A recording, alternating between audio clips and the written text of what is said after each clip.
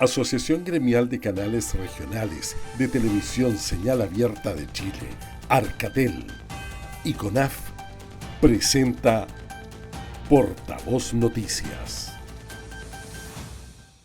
Amigas y amigos, bienvenidos a Portavoz Noticias. Hoy, como cada domingo, conoceremos más sobre una propuesta literaria. Yo y la arquitectura.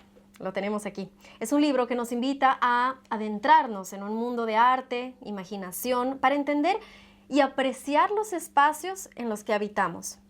Hoy conversaremos con Vladimir Rivera, escritor y guionista, y Ales Villegas, ilustradora. Estaremos con los dos, así que esta es primera vez que lo hacemos. Les damos la bienvenida a ambos. Muchísimas gracias por estar junto a nosotros. Partimos contigo, Ales, ¿te parece?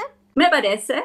¿Cómo Muchas estás? gracias. Qué gusto y muchísimas gracias por estar aquí junto a nosotros. Muchas gracias, gracias a ustedes. Me llama Un la placer. atención cómo este libro habla de arquitectura, pero ninguno de los dos son arquitectos, ¿cierto? ¿Es cierto? ¿Cómo nace la idea de enfocarse entonces en este rubro? No, yo estudié diseño, pero no estudié diseño, estudié arquitectura y terminé mi carrera de arte. Yo soy artista visual. Claro. Luego de una maternidad un poquito enferma, pero muy linda, o sea, ha sido muy importante la maternidad en la ilustración, es que se enfocó todo esto hacia los niños. Entonces, por ahí va, como un principio más técnico, más estudiar todo lo que es la arquitectura y también los gustos, pero dada la maternidad, a esto le viene dando sentido en este contexto de libro infantil y de ilustración infantil. Sucede que Vladimir y yo somos marido y mujer. ¿Son pareja? Sí. Ah, perfecto.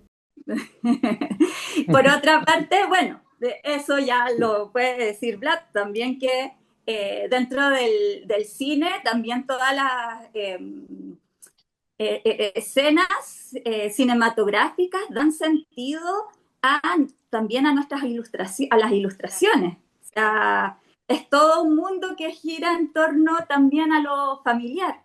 Claro, y que todo al final está relacionado, ¿cierto? La ilustración, el arte, la arquitectura también, por supuesto, es arte. También es visual, no solamente, pero también es visual. Vladimir, a ver, conversemos contigo también. Quiero hacerte la misma pregunta. ¿Por qué enfocarse en la arquitectura? Mira, es que, bueno, aquí como Alex explicó muy bien, nosotros somos matrimonio, pero entonces también ahí, cuando nos conocimos, de hecho ella venía del mundo de la arquitectura, ella hace esculturas que son arquitectónicas también, entonces a mí siempre me interesó el mundo de la arquitectura y cuando yo vi su obra quedé así muy fascinado, entonces de pronto desde ahí ya empezó a surgir esta idea de cómo hacer algo con la arquitectura. Y nos demoramos un poco, harto en realidad, pero sabíamos que este libro en algún momento iba a salir. Entonces, nosotros ya hemos hecho otros libros infantiles, colaborativos siempre. Entonces, como ese mundo que Alex me mostraba para mí era significativo, yo empecé a ver las ciudades también de otra manera, de otra forma.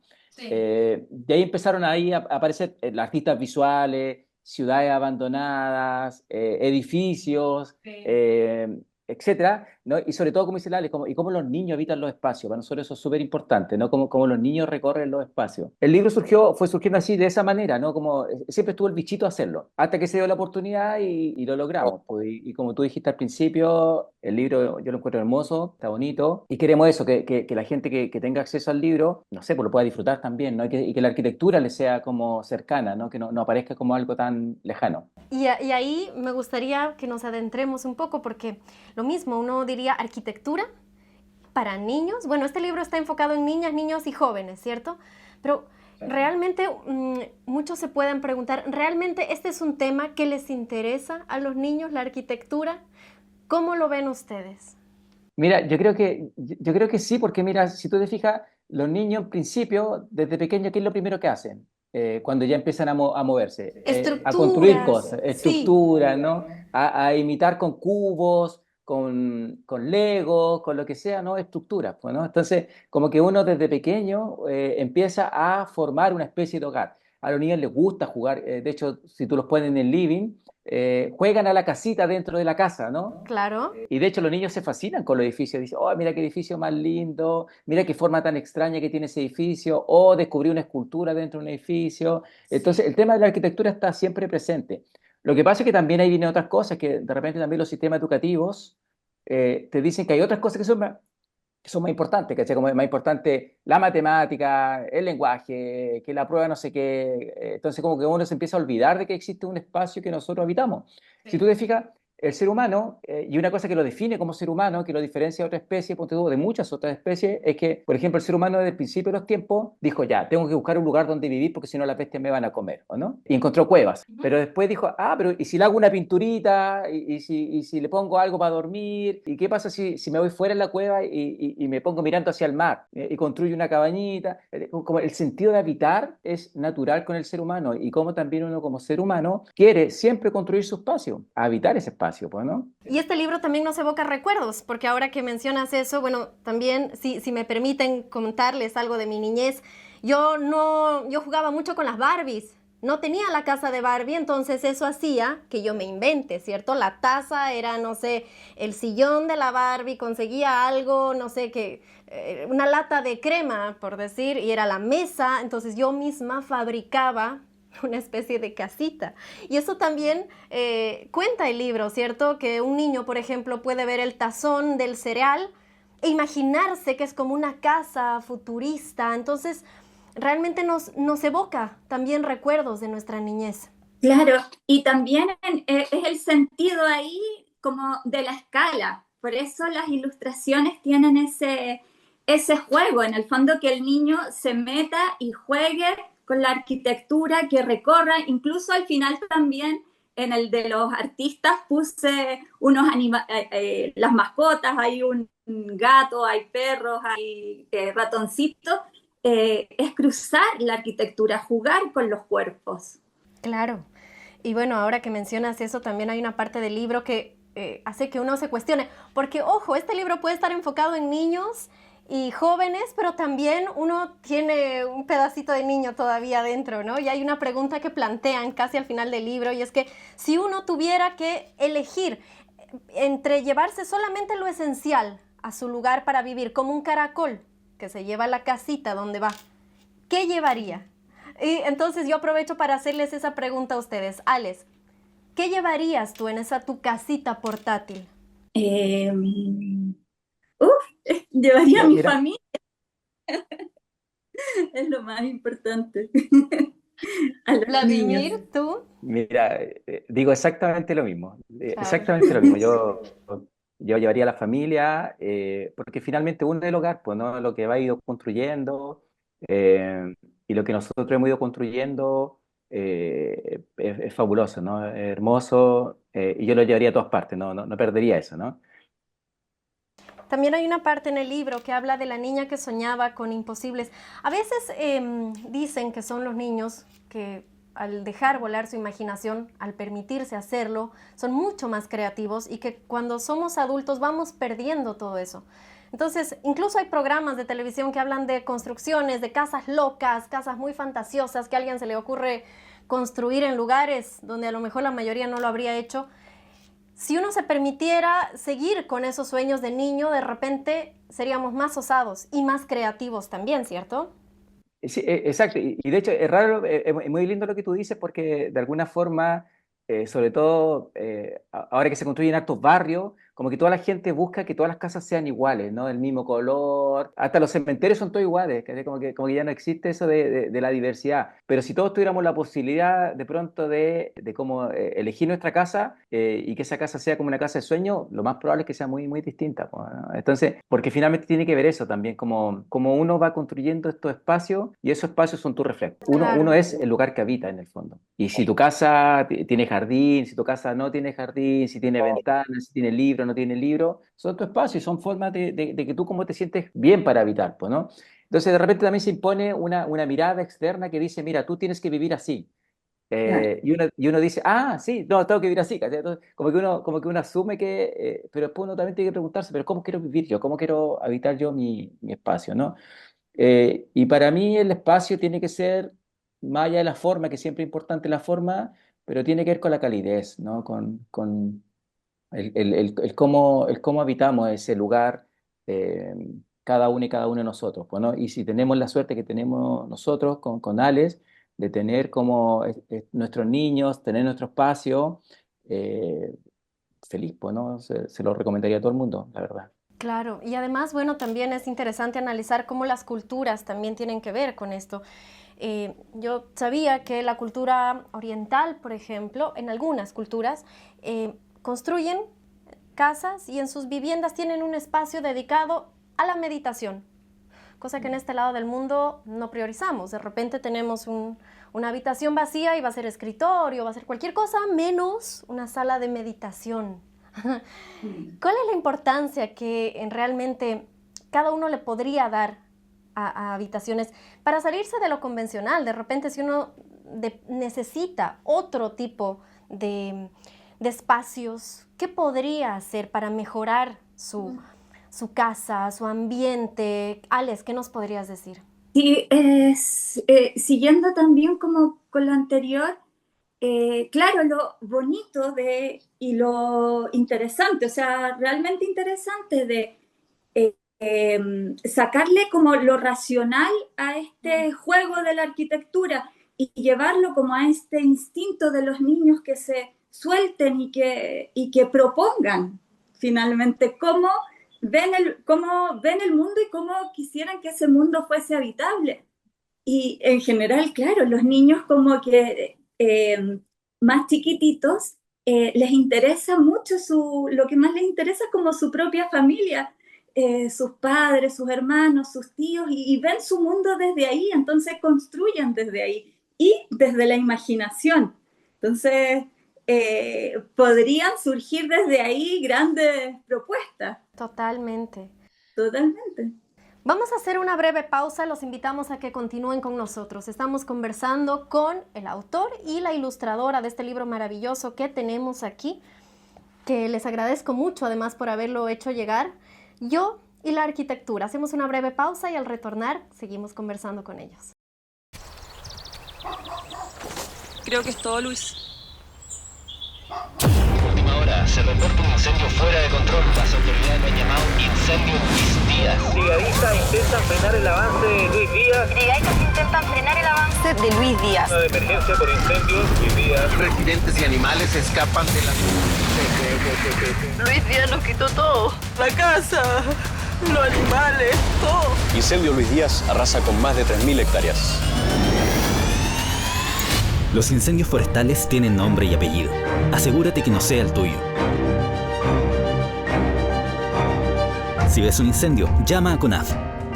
Ministerio de Agricultura, Gobierno de Chile.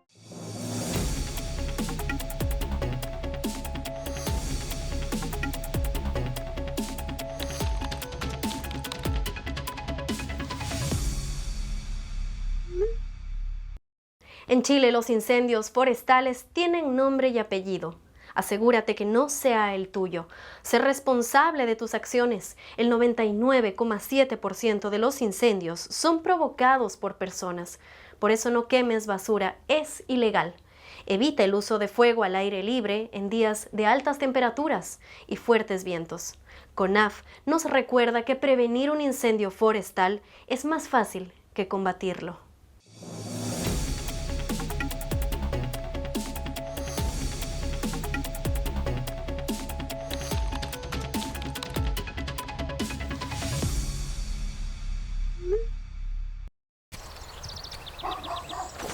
Creo que es todo, Luis.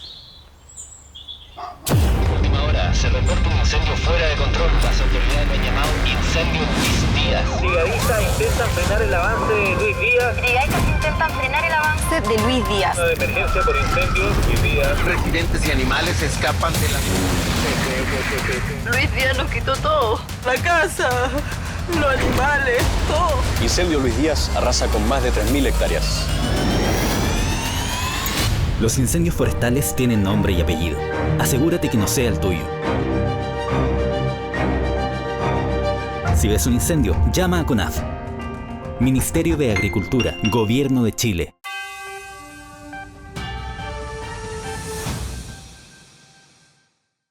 Y estamos de vuelta aquí en Portavoz Noticias conversando con Vladimir Rivera, autor, y Alex Villegas también, bueno, coautora e ilustradora de este libro maravilloso que nos hicieron llegar, que es Yo y la Arquitectura, un material literario enfocado, mejor dicho, a niñas, niños, jóvenes interesados no solamente por la arquitectura, como ya lo decíamos en el bloque anterior, sino por la belleza, por la creatividad, por conocer y respetar más los lugares que habitamos. Retomamos con ustedes y bueno, realmente decirles que el libro tiene ilustraciones muy bonitas, dibujos muy bonitos, además que ya lo decíamos, evoca a recuerdos y a sensaciones también. Por ejemplo, hay una parte en la que una niña empieza a fijarse en la gente que vive en situación de calle y decide buscar alguna manera de crear refugios, de buscar soluciones en realidad para esta problemática que lamentablemente cada vez es mayor, ¿cierto? Alex, me gustaría que nos cuentes un poco acerca de la historia de esta niña. Sí, es como más distinto de enfocar, fue un enfoque distinto, ya que no es tanto arquitectura, ¿no es cierto? O sea, claro, es un sentido ya. Claro, no es tanto la forma, sino que es como eso que hablábamos, que es como el instinto de anterior a la forma, ¿cuál es el sentido de las cosas? Esta niña empieza a crear unas casas, unas mini casas para que gente de la calle, un amigo, se enfocó como en un amigo, que una persona que conoció y a la cual se acercó y le estuvo haciendo huertos también y le empezó a construir su casa, una pequeña casa, pero él decía también, pero yo quiero mover mi casa. Entonces le construyó ruedas, le incorporó ruedas. Entonces, claro, es como el primer movimiento interior que tiene esta niña para darle sentido como a estas arquitecturas. O sea, finalmente sí lo son y son grandiosas porque tienen que ver con lo humano. Sí, claro, y que vamos perdiendo lastimosamente a medida que vamos creciendo, de repente nos volvemos más insensibles a los niños, por supuesto que no, por supuesto que pueden ser los que el día de mañana generen soluciones. Y también habla de eso, de qué tipo de problemáticas ven los niños para las construcciones del futuro, cuáles van a ser nuestras necesidades y plantean soluciones. A ver, Vladimir, si nos puedes contar un poquito también, porque sé que en el libro abordan ese tema. Mira, es bonito eso, lo de los niños, como esto que decíamos al principio, como que los niños juegan a construir, ¿no es cierto? Pero también es más lindo cuando le enseñamos a observar el entorno y los niños empiezan a modificar también su entorno. Pero no se pierde el sentido de juego tampoco, es como la utilidad y el juego en el fondo se suma, ¿no es cierto?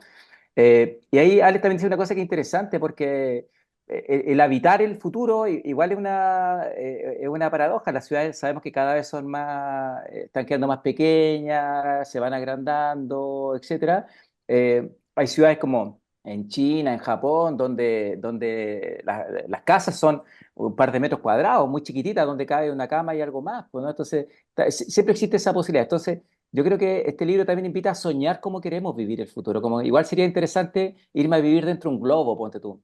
Igual sería interesante, no sé, llevarme mi casita por el desierto, por ejemplo, o la envuelvo y me la llevo, ¿no es cierto? Entonces, como que yo creo que ahí es donde creo que el libro también apunta y esas son preguntas que Ale siempre se hace y que me la fue contagiando también esta idea de cómo queremos realmente habitar y no perder esa. Y siempre pensamos lo práctico nomás del habitar, pero pensemos también cómo podemos imaginar ese habitar sin perder la imaginación. Entonces, claro, existe como esta idea de que cada vez todo es tan igual, todo parecido, pero también sería bonito preguntarse esto que tú dices, ¿cómo podemos habitar sin perder los sueños, sin perder la imaginación? Y esta misma pregunta yo la podría hacer en un curso de un niño de séptimo básico, de sexto, lo que sea, y te responderían de una manera sorprendente, ¿verdad? Seguramente, seguramente, muy creativos. Bueno, y ahí estamos hablando del futuro, pero si vamos al pasado, también algo que llama muchísimo la atención a nosotros como adultos, como niños, mucho más, que son las casas abandonadas, los pueblos abandonados, las ciudades enteras abandonadas. Y sé que aquí, además, tienen ejemplos actuales, ejemplos históricos. Vladimir, si nos puedes contar un poquito más. Bueno, nosotros en la actualidad vivimos en Rancagua, Chile, que está muy cerca ahí de Coya, de Sewell, y que son pueblos que en algún punto fueron súper útiles por el tema de la minería, la extracción mineral, etcétera, y fueron quedando ahí, ¿no? Pasó lo mismo en el norte con Chuquicamata, y son pueblos que tienen una orgánica, Humberstone, ponte tú, con las salitreras también en el norte de Chile. Eran pueblos que tenían cierta dinámica y que ya perdieron su utilidad y quedaron ahí abandonados, pues, ¿no? Entonces ahí, claro, efectivamente hay gente que se preocupa de el patrimonio, de cuidemos este patrimonio, esta forma de habitar. O Fortlandia en Brasil, que Ford, ¿no es cierto?, construyó toda esta ciudad que después también quedó deshabitada.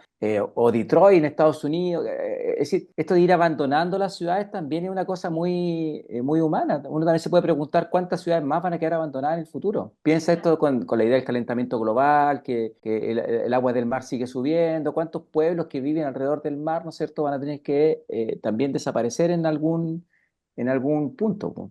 Entonces, esto de construir y reconstruir también es parte, uno lo podría ver también incluso como algo nefasto, ¿ah? Pero es parte de la condición humana. Es decir, el construir y reconstruir constantemente es parte también de lo que somos y nos define como humanos. La diferencia, sí, que tenemos también con otras especies es que nosotros podemos, ese espacio que quedó abandonado, podemos recuperarlo, podemos protegerlo, ¿cierto? Eh, entonces, mirar el pasado, también con esta idea de cómo miramos el futuro, pues, ¿no? Pero, y siempre vamos a estar como esto mismo, ¿no? Del cómo habitamos, cómo nos integramos en el espacio y cómo también malamente nosotros como humanos de repente no convivimos con los espacios que habitamos. Por ejemplo, no sé, uno ve en el sur de Chile construcciones tremendas de hormigón, ponte tú, que son hermosas, pero tú decís, pero ¿el hormigón es el material más adecuado para ese clima tan lluvioso, por ejemplo? Entonces ahí también uno se pregunta, claro, pues entonces ahí donde de repente el sueño del hombre, del ser humano, se instala como, ya, yo lo quiero construir así, pero no me fijo en el espacio que estoy habitando, ¿no? ¿Qué características tiene ese espacio? Y eso el ser humano antiguo sí lo tenía más claro, ¿no? Es decir, tú construyes en base a habitando, pues, ¿no? El ser humano antiguo decía, no construyas cerca de un río, ¿no? ¿Y qué hacemos nosotros? Nos vamos y construimos cerca de un río, ¿no? Entonces llueve, el río es malo porque se subió. No, pues que de hace 2000, 3000 años sabemos que no hay que construir ahí, pues, ¿no? Por ejemplo, ¿no? Entonces, ahí también eso, hemos perdido esa capacidad de observar también el lugar que habitamos. Bueno, y también, Vladimir, tú mencionabas el tema de que, bueno, este tema de la decoración, de repente ponerle un cuadrito a la casa, viene del ser humano, pero Alex, yo te quería preguntar a ti, igual en la naturaleza, mejor dicho, están los grandes arquitectos, ¿cierto? Innatos. Si observamos el nido de las aves, si observamos una telaraña, si observamos la casa de los castores, en realidad son tremendos arquitectos que, si bien no están enfocados en tal vez la decoración, te demuestran la importancia de la construcción de un hogar para la especie, para su misma familia, su mismo entorno, su mismo hábitat, ¿cierto? Cierto. Y increíblemente, claro, ellos no construirían a la orilla del río, pero porque no les nace tampoco el impulso de imaginativo, o sea, son increíbles, pero el ser humano tiene esta otra cosa que necesita, tiene una ambición, y el arquitecto, la arquitecta, quien piensa en formas, tienen una ambición que va más allá de lo utilitario. Entonces, claro, surgen estas formas arquitectónicas increíbles de Zaha Hadid, de Oscar Niemeyer, que se ven en el libro. O, por otra parte, hablando como de estas ciudades misteriosas y que desaparecieron, que tenían un fin comercial y que eran como en Forlandia, que llevar la copia de la arquitectura de las casas de estadounidenses a la Amazonía. O sea, esto es una conciencia de un espacio que de repente toma buenas decisiones y otras veces no, pero tiene el impulso del sueño y de la imaginación. Y eso es lo increíble. Pero claro, como tú dices, casi fue un capítulo en el libro, sí. Los animales arquitectos, casi lo fue, pero claro, ya habían también muchas más ideas. Y sí, es interesantísimo sus formas y en el fondo, claro, es como una extensión de la naturaleza, por lo tanto, también el ser humano ha mirado esas formas para llevarlas aún más allá, a su propio hábitat, pero con esta lógica humana, ¿no es cierto? ¿Y cómo ha ido cambiando la arquitectura con el paso del tiempo? Si miramos atrás, las construcciones eran más elaboradas o ahora nos vamos más hacia el minimalismo, o también depende del país, de la ciudad donde nos encontremos. Vladimir, ¿qué nos puedes decir? Bueno, la forma de habitar ha ido cambiando, sí, pero yo creo que lo que más ha ido cambiando son los materiales de construcción, ¿no? De hecho han ido apareciendo materiales que duran más, que protegen más de pronto. Bueno, aparece, no sé, pues ahí la Ale es más experta, pero aparece el hormigón, ¿cachai? Como que viene a reemplazar quizá a lo que era el adobe en Chile, por ejemplo. El vidrio. El vidrio. El acero. El acero, ¿cachai? Entonces esa forma de construcción ha ido cambiando y yo diría que en muchos casos bien, ¿ah? Sí, ha sido, porque hace que las casas duren más tiempo también de pronto. Si el problema está es que cómo ese material dialoga con su espacio, ¿no? Porque una cosa que era muy linda que tenía, por ejemplo, los conquistadores españoles cuando llegaron a América y vieron tanta tierra, dijeron, hay que construir con adobe, ¿no? Es lo más sano y es lo mejor, pues. Por ejemplo, mi mamá vive en una casa de adobe y para el último terremoto, la casa tiene a esta altura, no sé, 80 años, si es que no más, y para el último terremoto del 2010 no se movió nada, por ejemplo, ¿no? Entonces, ese sentido de construir y casas cálidas en invierno y fresca en verano, por ejemplo, nos dice también de cómo se percibía ese entorno, ¿no?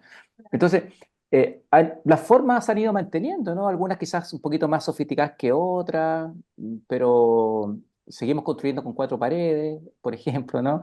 Siguen estando los mismos soportes, pero el material yo creo que ha sido el gran tema en general, pues, ¿no? Salvo que seamos ciudades como, que no somos acá en Chile, pero uno ve ciudades como en Dubái o en Japón o en China, que de verdad son otra cosa, pues, ¿no? Algo que nosotros para Latinoamérica todavía es impensado. Y es cierto, y es tan cultural nuevamente, ¿cierto? Tan personal, tan cuestión de gustos, de nuestras necesidades.